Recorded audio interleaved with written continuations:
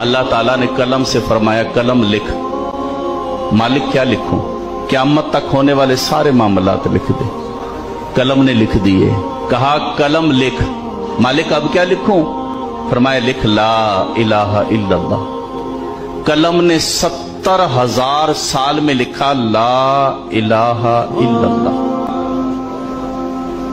मालिक ने कहा कलम लिख। मालिक अब क्या लिखूं?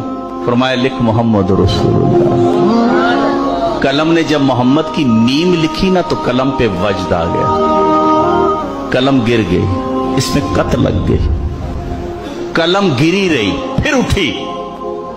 70,000 साल में कलम ने लिखा मुहम्मदुर रसूलुल्लाह। कलम जब लिख चुकी ना तो कहती मालिक तेरी करम नवाजी, तेरी मेहरबानी, तूने मुझे तौफीक दी है, मैंने तेरा जिक्र लिखा है, तेरा कलमा लिखा है। या अल्लाह एक सवाल है, क्या तेरी मखलूक में कोई इतनी उम्र का आदमी होगा?